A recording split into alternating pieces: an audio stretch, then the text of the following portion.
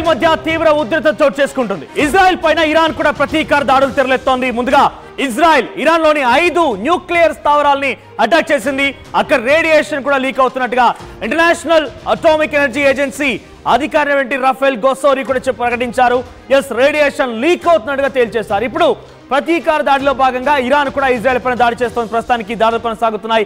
ఏకంగా 1 కాదు 2 కాదు 800 డ్రోన్లతో ఇజ్రాయెల్ పైన విరుచుకుపడింది ఇరాన్ దాడులకి అటు ఇజ్రాయెల్ కూడా తిప్పికొడుతోంది. డ్రోన్లని గాల్లోనే పేల్చేస్తోంది ఇజ్రాయెల్. ఎందుకంటే ఇజ్రాయెల్ దగ్గర అత్యాధునికమైనటువంటి ఎయిర్ డిఫెన్స్ సిస్టమ్ తో పాటుగా ఐరన్ డోమ్ లాంటి ఒక అత్యద్భుతమైనటువంటి ఒక ఎయిర్ డిఫెన్స్ సిస్టమ్ ఉంది. సో ఐరన్ డోమ్ తో పూర్తిగా ఒక్కటంటే ఒక డ్రోన్ కూడా ఇజ్రాయెల్ పైన పడకుండా ఇజ్రాయెల్ తిప్పికొట్టే ప్రయత్నం చేస్తోంది.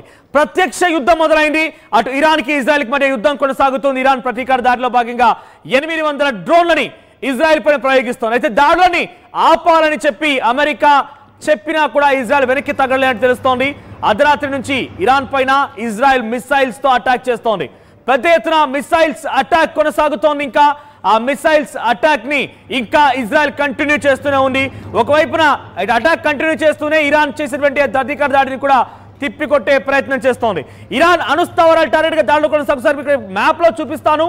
ఈ మ్యాప్ లో మీరు గమనించండి. ఇక్కడ ఇది ఇజ్రాయెల్. ఇక్కడ కనిపించిన చిన్న పోర్షన్, ఈ చిన్న వైట్ పోర్షన్ వరకు మాత్రమే ఇజ్రాయెల్. సో ఇజ్రాయెల్ గాజా పైన దాడి చేస్తుంటే ఈ దాడిని ఇరాన్ ఏమాత్రం సహించడం లేదు. ఎందుకంటే గాజా, హమాస్, హెజ్బుల్లా వీళ్ళందరికీ ఒక రకంగా మద్దతుదారులుగా ఉంది ఇరాన్. చూడండి, ఇజ్రాయెల్ యొక్క దేశ భూభాగం ఎంత ఉంది జోగ్రఫికల్ గా నాకు తెలిసి ఇక్కడ కనీసం ఒక 10%, ఇరాన్ లో ఒక 10% కూడా కాదు. ఈ వైట్ పోర్షన్ మొత్తం ఇరానే. సో కనీసం ఒక 10% కూడా సరి సమానంగా తూగునటువంటి ఒక ఇజ్రాయెల్ ఇప్పుడు ఇక్కడ నుంచి ఇరాన్ పైన దాడి చేసింది. తెల్లవారుజాము నుంచి దాడి చేసి సుమారుగా 5 స్థావరాల్ని పూర్తిగా ఇజ్రాయెల్ అణుస్థావరాల్ని టార్గెట్ చేస్తూ ఆ దాడులు కొనసాగించింది. నటాన్జా, తెహరాన్ ఈ ప్రాంతాల్లో పెద్ద ఎత్తున దాడులు కొనసాగిస్తే అక్కడ బాలిస్టిక్ క్షిపణులు, డ్రోన్లతో దాడి చేస్తే ఇరాన్లో ఉన్నటువంటి కీలకమైనటువంటి అణుస్థావరాలు పూర్తిగా కూడా ప్రజెంట్ రేడియేషన్ లీక్ అవుతున్నాయట. ఆ రేడియేషన్ లీక్ స్టార్ట్ అయింది. అయితే ఈ దాడిలో సుమారుగా 6 న్యూక్లియర్ సైంటిస్టులు మరణించారు. ఇజ్రాయెల్ చేసిన దాడిలో అటు ఇరాన్ వైపుగా 6 న్యూక్లియర్ సైంటిస్టులు మరణించడంతో పాటుగా చాలా మంది, ఏకంగా అలీ షమీ ఖాన్ అనేటువంటి ఒక వ్యక్తి, political adviser to Iran supreme leader Ayatollah Ali Khamenei, ఆయనకి పొలిటికల్ అడ్వైజర్ గా పనిచేస్తున్నటువంటి అలీ షమీ ఖాన్ కూడా ఈ ఘటనలో, ఈ ఇజ్రాయెల్ చేసినటువంటి దాడిలో ఆయన కూడా తీవ్రంగా గాయాల పాలైపోయి ఆసుపత్రిలో చికిత్స తీసుకుంటున్నాడు. ఇక ఇరాన్కి సంబంధించినటువంటి రెవల్యూషనరీ లీడర్ గా అక్కడ ఉన్నటువంటి చీఫ్ కమాండర్ గా ఉన్నటువంటి హుసేన్ సమేలి కూడా ఆయన ఆ దాడికి పాల్పడ్డారు. ఇక్కడ మనకు కనిపిస్తున్నటువంటి దృశ్యాలు ఇజ్రాయెల్ కి సంబంధించినటువంటి ఆ డ్రోన్లు, క్షిపణులను ప్రయోగించిన దృశ్యాలు ఇవన్నీ కూడా. సో ఇజ్రాయెల్ డిఫెన్స్ ఫోర్స్ విడుదల చేసినటువంటి దృశ్యాలు ఇవన్నీ కూడా. ఒక్కొక్కటిగా అలా బయలుదేరిన మిసైల్స్, ఆ డ్రోన్స్, ఆ క్షిపణులకు సంబంధించి ఎయిర్ క్రాఫ్ట్ జెట్లన్నీ కూడా ఆ దృశ్యాలుగా మనం గమనించవచ్చు. సో ప్రజెంట్ ఈ ఘటన పైన యూకే PM కీర్ స్టార్మర్ కూడా కొంత కామ్గా ఉండండి, శాంతిని పాటించండి, డిప్లొమాటిక్ సొల్యూషన్స్ తీసుకొద్దామని చెప్పి ఆయన కూడా ఒక కీలకమైన ప్రకటన విడుదల చేసినట్టు తెలుస్తోంది. So India restraint amid Israel Iran conflict, international affairs minister, so Indian ministry of external affairs సంబంధించినటువంటి జైశంకర్ కూడా ఈ విషయం పైన ఎప్పటికప్పుడు పరిస్థితిని అంచనా వేస్తున్నారు. మిడిల్ ఈస్టర్న్ కంట్రీస్ జరిగేటువంటి న్యూక్లియర్ సైట్స్ ఎక్కడైతే ఈ దాడి జరిగిందో అక్కడ జరిగేటువంటి ఆ ఘటన పైన తీవ్ర దిగ్భ్రాంతి వ్యక్తం చేస్తున్నామంటున్నారు ఆయన. Existing channels of dialogue diplomacy should be utilised to work towards deescalation. So ఇదాన్ని కంట్రోల్ చేయడం కోసం డిప్లొమసీ, డైలాగ్ అనేటిది మనం కంపల్సరీగా మెయింటైన్ చేయాల్సిందే. ప్రస్తుతం పరిస్థితులు చేజారిపోతున్నాయి, 3వ ప్రపంచ యుద్ధానికి దారి తీస్తున్నాయి కాబట్టి దీన్ని కొంత నిలిపేయాలంటగా చెప్పారు. సో ప్రస్తుతం ఇరాన్ ఇజ్రాయెల్ సంబంధించిన వార్లో ఇండియాకి సంబంధించి కూడా కొన్ని విమానాలు అటువైపుగా వెళుతున్నారని కూడా దారి మళ్లించారు. ఎందుకంటే లండన్ వైపు వెళ్లాల్సిన విమానాలు మొత్తం కూడా ఇటు మార్గం నుంచే వెళ్ళాలి కాబట్టి వాటిని కొంత దారి మళ్లించినట్టు తెలుస్తోంది. ఆ ఇరాన్ ఇజ్రాయెల్ భూభాగం పైనుంచి వెళ్లాల్సినటువంటి విమానం మొత్తాన్ని కూడా దారి మళ్లించారు. ఎందుకంటే అక్కడ జరిగినటువంటి యుద్ధం కారణంగా ఎక్కడ ఈ విమానాలు కూడా ప్రమాదాలకి గురవుతాయని చెప్పి వాటిని దారి మళ్లించడం జరిగింది. సో ఇరాన్ ఇజ్రాయెల్ వార్కి సంబంధించిన విషయం పైన Jordan closes air spaces for all flights. So Jordan closes air spaces for all flights. So అటు ఇజ్రాయెల్ కూడా ఇరాన్ చేసినటువంటి దాడి ముందుగానే పసిగట్టింది కాబట్టి తమ దగ్గర అన్ని సివిల్ ఏవియేషన్స్ మొత్తాన్ని కూడా క్లోజ్ చేశారు. ఇజ్రాయెల్ కూడా పౌర విమానయాన సంస్థలు మొత్తం కూడా నిలిపివేసుకుంది. సో ప్రస్తుతానికి ఎస్ ఇక్కడ అలీ షమ్ఖానీ ఆయన కూడా మరణించినట్టుగా ధృవీకరించింది Iranian media. So president Ali Shamkhani ఆయన ముఖ్య సలహాదారుడిగా ఉన్నాడు, ప్రభుత్వానికి ముఖ్య సలహాదారుగా ఉన్నారు.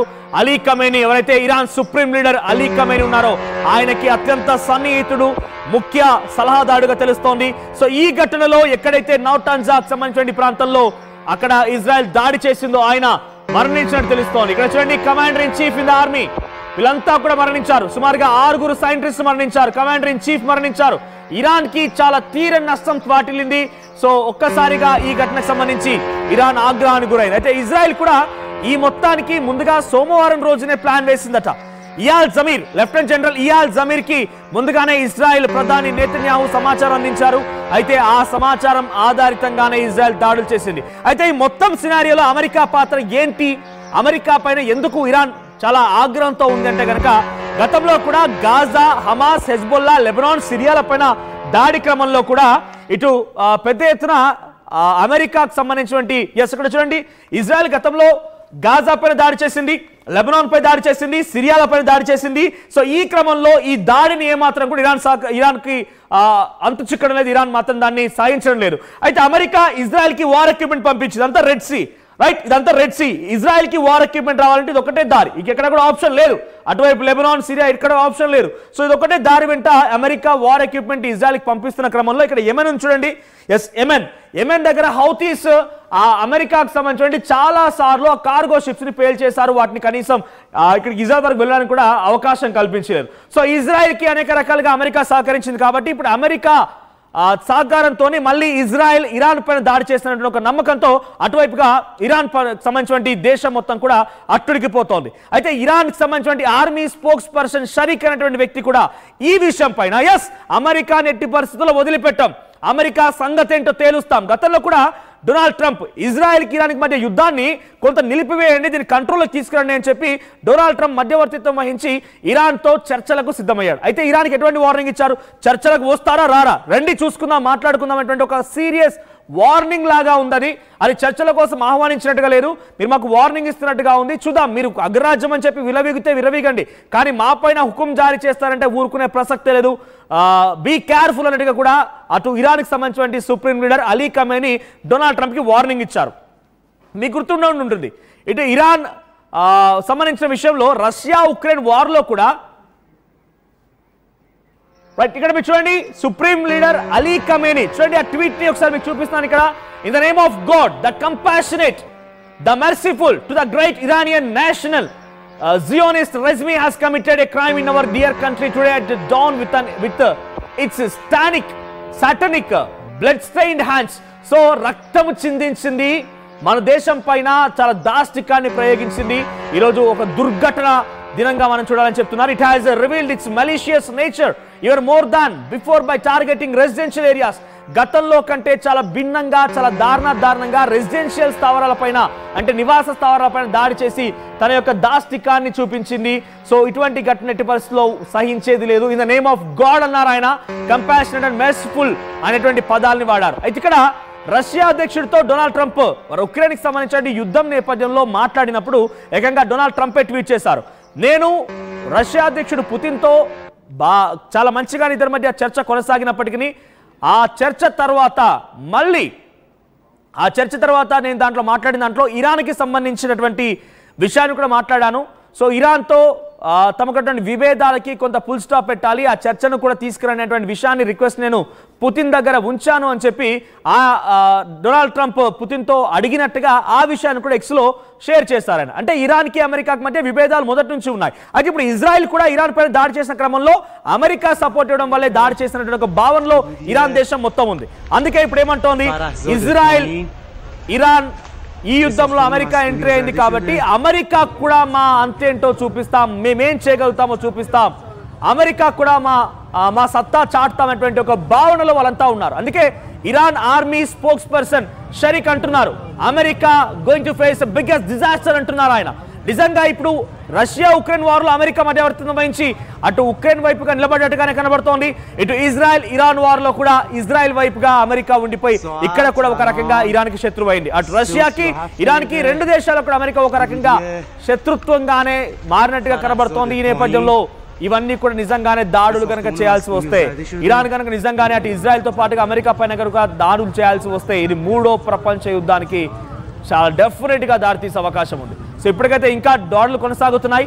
ఇరాన్ ఏం చేస్తోంది? ప్రతీకార దాడిలో భాగంగా ఇప్పుడు ప్రెసెంట్ నేను ఈ వార్త చెప్పే సమయానికి 800 డ్రోన్లతో ఇజ్రాయెల్ పైన దాడికి పాల్పడింది ఇరాన్. అయితే ఇజ్రాయెల్ దగ్గర ముసాద్ లాంటి ఒక అద్భుతమైనటువంటి ఒక సంస్థ, ఇంటెలిజెన్స్ సంస్థ, at the same time army war equipments, డ్రోన్ల గురించి అయితే పెద్దగా చెప్పాల్సిన అవసరం లేదు. ఇజ్రాయెల్ దగ్గర ఏకంగా డ్రోన్స్ మ్యానుఫ్యాక్చరింగ్ సంబంధించి కొన్ని ప్రాంతాలే ఉన్నాయి. సో ఆ డ్రోన్స్ ని అత్యధిక సంఖ్యలో మనం ఇజ్రాయెల్కి సంబంధించి ఇజ్రాయెల్ నుంచి ఇరాన్ వైపుగా ప్రయోగిస్తోంది ఇజ్రాయెల్. ఈ మధ్య భారత్కు సంబంధించి భారత్ పాకిస్తాన్ యుద్ధంలో కూడా ఇజ్రాయెల్ నుంచి వచ్చినటువంటి హార్పీ డ్రోన్స్ నే మన పాకిస్తాన్ ప్రయోగించింది. అంటే అటువంటి డ్రోన్ తయారీ యూనిట్లు కొన్ని వందల కొలది ఇజ్రాయెల్ దగ్గర ఉన్నాయి. ఇప్పుడు ఆ డ్రోన్లు మొత్తాన్ని కూడా ఇరాన్ పైన ప్రయోగిస్తోంది. అటువైపు ఇరాన్ కూడా తమ పైన ప్రయోగిస్తుంటే అద్భుతమైనటువంటి ఒక ఎయిర్ డిఫెన్స్ సిస్టమ్ మొత్తాన్ని కూడా అడ్డుకునే ప్రయత్నం చేస్తోంది, తిప్పి కొట్టే ప్రయత్నం చేస్తోంది. ప్రస్తుతానికైతే ఇరాన్ కూడా ఇజ్రాయెల్ పైన దాడి కొనసాగిస్తూ ఉంది. ఈ దాడిలో ఇజ్రాయెల్ కూడా ముందుగానే ఎక్స్పెక్ట్ చేసి ఎమర్జెన్సీని ప్రకటించుకుంది. ఎమర్జెన్సీ ప్రకటించారు అక్కడ. సో ప్రజెంట్ ఎమర్జెన్సీ కొనసాగుతుంది ఇజ్రాయెల్లో. సో మరీ ముఖ్యంగా అక్కడ ఉన్నటువంటి ఆ పౌర విమానయాన సంస్థల్ని మొత్తాన్ని కూడా నిలిపివేసింది. ఎటువంటి ఫ్లైట్స్ టేక్ ఆఫ్స్ కానీ ల్యాండింగ్స్ కానీ లేవు. సో తమ ఫ్లైట్స్ ఇజ్రాయెల్కి వచ్చేటువంటి ఫ్లైట్స్ ఇతరత్ర ప్రాంతాల నుంచి ఎటువైపు నుంచి వచ్చినా కూడా వాటిని నిలిపడానికి సిద్ధంగా అయింది. మీరు చూడండి ఇక్కడ గతంలో ఇరాన్ ఏం చేసింది? మనమంతా ఏకం కావాలి, ఇజ్రాయెల్ చాలా విస్తృతంగా భీకర దాడులతో గాజాని, సిరియాని, లెబనాన్ పైన దాడి చేస్తామని చెప్పిన నేపథ్యంలో ఇరాన్ ఇరాక్ సపోర్ట్ తీసుకుంది, సౌదీ సపోర్ట్ తీసుకుంది. సో అందరం కలిసి ఏకమవుదాం, రిలీజియస్ గా మనమంతా ఏకమై ఇజ్రాయెల్ పైన దాడి చేస్తామని చెప్తాం. ఎందుకంటే మీరు జాగ్రఫికల్ గమనిస్తే ఇజ్రాయెల్ ఏమాత్రం సరితూగదు, కానీ ఇరాన్ లాంటి దేశం పైన దాడి చేస్తోంది. గాజా, హమాస్ సంస్థల పైన, తర్వాత సిరియా, లెబనాన్ పైన కూడా దాడి చేస్తోంది. ఈ నేపథ్యంలోనే వీళ్ళందరికీ మద్దతుగా మనందరం కలిసి ఉండాలి. సో ఇరాన్ ఇరాక్ ఏకమవ్వాలంటున్నారు. సో ఈ యుద్ధంలో కనుక డైరెక్ట్ గా ఇరాక్ ఆల్రెడీ ఇరాన్ కి సపోర్ట్ చేస్తానని చెప్పింది కాబట్టి ఇరాన్ కూడా యుద్ధంలో దిగాల్సి వస్తే ఈ పోర్షన్ చూడండి ఒకసారి జాగ్రఫికల్ గా, ఇగో ఇదంతా కూడా ఒక యుద్ధ క్షేత్రంగా మారే అవకాశం ఉంది. ఇదంతా యుద్ధ క్షేత్రంలో మారే అవకాశం ఉంది. సో యుద్ధ క్షేత్రంగా మారిపోయి అక్కడ అట్టుడికిపోయే అవకాశం ఉంది, ఉద్రిక్తతలు మరింత పెరిగే అవకాశం ఉంది. ఇజ్రాయెల్ పైన భీకరంగా ఇరాక్, ఇరాన్ కూడా దాడి చేసే అవకాశం. దీంట్లో సౌదీ కూడా ఇన్వాల్వ్ కావచ్చు, ఇంకా చాలా దేశాలు ఇన్వాల్వ్ కావచ్చు. ఇవన్నీ కూడా ఒక్కొక్కటిగా చినుకు చినుకు కాస్త గాలివానగా మారినట్టుగా అటువంటి సినారియో ఉండబోతుంది. అటువంటి సినారియోనే త్వరలోనే కనబడబోతుంది. ఎందుకంటే ఆల్రెడీ ఇరాన్ పెద్ద ఎత్తున ఇజ్రాయెల్ పైన దాడి కొనసాగిస్తుంది. ఈ క్రమంలోనే ఇరాన్ కనుక ఇరాక్ సపోర్ట్ తీసుకోవాల్సి వచ్చింది. గతంలో మనం మాట్లాడుకున్నాం, రిలీజియస్ గా ఏకమవుదాం, ఇజ్రాయెల్ పైన దాడి చేద్దాం మాటను కనుక మరోసారి ఇటు ఇరాక్ కనుక గుర్తు చేయాల్సి వస్తే డెఫినెట్ గా అదంతా కూడా ఒక భారీ యుద్ధంగా మారే అవకాశం ఉంది. ప్రపంచ దేశాలు, మిడిల్ ఈస్టర్న్ కంట్రీస్ మొత్తం కూడా ఒక్కసారిగా బగ్గుమని మండిపోయే అవకాశం ఉంది. సో యుద్ధం ఇంకా కొనసాగుతోంది. ప్రస్తుతానికి ఇంకా డ్రోన్లతో ఇరాన్ ఇజ్రాయెల్ పైన దాడి చేస్తూనే ఉంది. దీంట్లో డొనాల్డ్ ట్రంప్ నుంచి, అటు యుఎస్ సెక్రటరీ నుంచి కూడా ఒక స్పష్టమైనటువంటి ఒక ప్రకటన విడుదలైంది. PCR if possible letter play చేయండి. సో మాకు ఎటువంటి సంబంధం లేదు. మ్యాక్రో రూబియో ఆయన ఏమంటున్నారంటే, అటు వైట్ హౌస్ సెక్రటరీ ఆయన, మాకు ఎటువంటి సంబంధం లేదు, ఇజ్రాయెల్ తమ సెల్ఫ్ డిఫెన్స్ లో భాగంగానే ఈ దాడికి పాల్పడింది, ఆ దాడికి మాకు ఎటువంటి సంబంధం లేదు. సో వాళ్ళ సెల్ఫ్ డిఫెన్స్ కోసం వాళ్ళు మాట్లాడుకున్నారు. There is no more involvement of America అని చెప్పి ఆ స్టేట్మెంట్ దో ఉంది. ఒకసారి పీసీఆర్ ఇఫ్ పాసిబుల్ అది ఆ లెటర్ ప్లే చేయండి. సో అమెరికా వైట్ హౌస్ నుంచి ఆ ప్రకటన వెలువడింది. అయితే ఆ ప్రకటనలో చాలా క్లియర్గా ఉంది, మేము ఎక్కడా ఈ దాడిలో ఇన్వాల్వ్ కాలేదని మాత్రం చెప్తోంది. సో ప్రజెంట్ అయితే మార్క్ రూబియో, సో దీంతో పాటుగా అటు ఇజ్రాయెల్ అధ్యక్షుడు నేతన్యాహు కూడా చెప్తున్నారు, మా పైన 9 అణుబాంబులని సిద్ధం చేసి పెట్టారు. ఈ 9 అణుబాంబులు మా పైన సిద్ధం చేసి పెట్టడం వల్లే మేము ప్రతిఘటించి వాటిపైన తిప్పికొట్టే ప్రయత్నం చేస్తున్నాం. సో ఈ నేపథ్యంలోనే ఇదంతా జరగాల్సి వచ్చిందని చెప్పి ఆయన చెప్తున్నారు. దీనికి ఆపరేషన్ రైజింగ్ లైన్, ఎస్ అమెరికా ఒకసారి ప్రకటన చేసింది. ఆ అమెరికా ప్రకటనకు సంబంధించి మ్యాక్రో రూబియో ప్రకటనకు సంబంధించి ఆ వైట్ హౌస్ డాక్యుమెంట్ ని మరికాసేపట్లో అందించే ప్రయత్నం చేస్తా. సో ప్రెసెంట్ అయితే నేతన్యాహు మాట్లాడిన మాట కూడా ఉన్నాయి. ఆపరేషన్ రైజింగ్ లైన్ పేరిట నేతన్యాహు కూడా మాట్లాడుకొచ్చారు. మా పైన ఇరాన్ 9 అణుబాంబులను ఎక్కుపెట్టి ఉంచింది. 9 అణుబాంబులను మాపైన ఎక్కుపెట్టి ఉంచింది. ఏ క్షణమైనా ఆ అణుబాంబులను ప్రయోగించి ఇజ్రాయెల్ని తునాతునకలు చేస్తామనే మాటని ఇరాన్ బహిరంగంగా మాట్లాడింది. కాబట్టి ఎస్, ఇది అమెరికా వైట్ హౌస్ నుంచి విడుదలైనటువంటి ఆ పోస్టర్. సో చూడండి, statement from secretary of state mark Rubio. So ఇందులో ఏమంటున్నారు ఆయన, వైట్ హౌస్ నుంచి విడుదలైనటువంటి ఈ స్టేట్మెంట్ అది. For immediate release tonight Israel took unilateral action against Iran. ఒంటరిగా నిర్ణయం తీసుకుంది. We are not involved in strikes against Iran and our priority to is protecting American forces. American forces ని కాపాడమే తమ ముఖ్య లక్ష్యంగా ఉంది. తర్వాత Israel advised us that they believe this action was necessary for its self-defense. So Israel ఏం నమ్ముతోంది అని అంటే కనుక తమ సెల్ఫ్ డిఫెన్స్ కోసం ఇది తప్పనిసరిగా అవసరం కాబట్టి అని నమ్ముతోంది. అందుకే ఈ దాడులు చేసింది. President Trump and the administration have taken all necessary steps to protect our forces and remain in close contact with our regional partners. Let me be clear, Iran should not target US interests or personnel. మేము ఈ దాడికి మాకు సంబంధం లేదు. Iran మళ్ళీ వ్యక్తిగతంగా target చేయకూడదు, మా ఇంట్రెస్ట్ ని టార్గెట్ చేయకూడదు, మా పర్సన్స్ ని టార్గెట్ చేయకూడదు అని చెప్తూనే అమెరికా డొనాల్డ్ ట్రంప్ సంచలన నిర్ణయం తీసుకున్నారు. తమ యొక్క ఆర్మీ ఫోర్సెస్ ని, అమెరికన్ ఫోర్సెస్ ని వెంటనే ఇజ్రాయెల్ నుంచి, ఇరాన్ నుంచి వెనక్కి తెప్పించుకున్నారైనా ప్రస్తుతానికి అమెరికా ఫోర్సెస్ ఎక్కడా కూడా ఇజ్రాయెల్లో, ఇరాన్లో లేవు. వారందరూ కూడా వెనక్కి రప్పించేసుకున్నారు.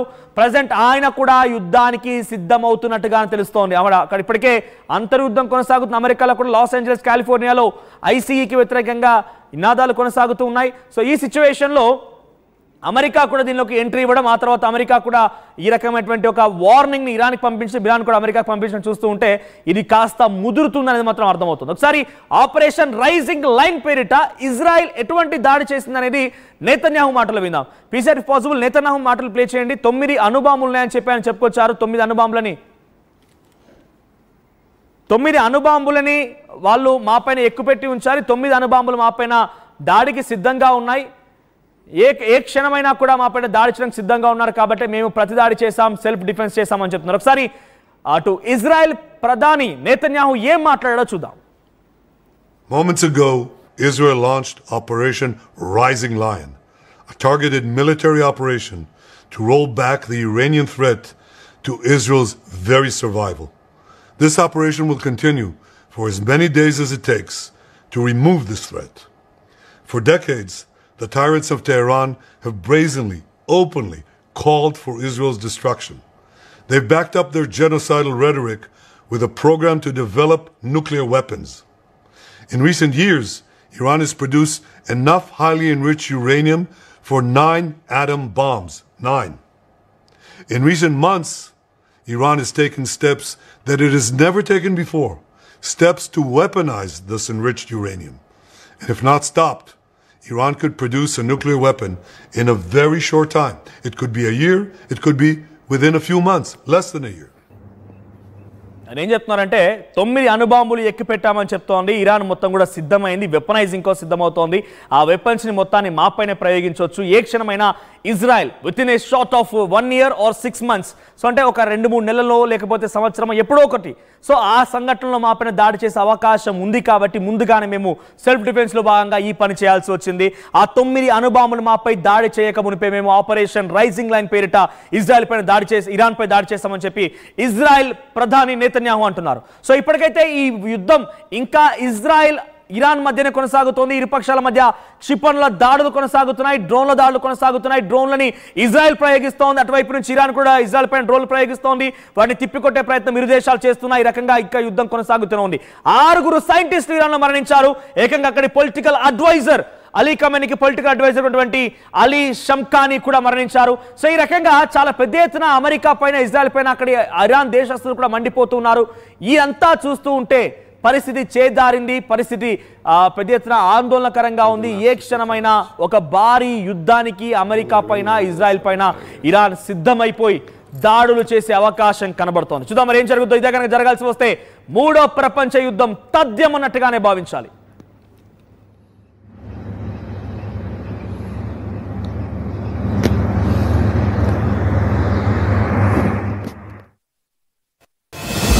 At KLH, we help you not only gain knowledge, but also experience it. KLH deemed to be university. Telugulo fastest news app. ఇప్పుడు కొత్త అవతారంలో 5 సెకండ్లోనే పూర్తి వార్తా సమాచారం మీ చేతిలో. సోషల్ మీడియా ట్రెండ్స్ మీ కళ్ళ ముందుకే live TV and voice search ఆప్షన్స్తో ఇప్పుడే డౌన్లోడ్ చేయండి. యాప్ లింక్ డిస్క్రిప్షన్లో ఉంది.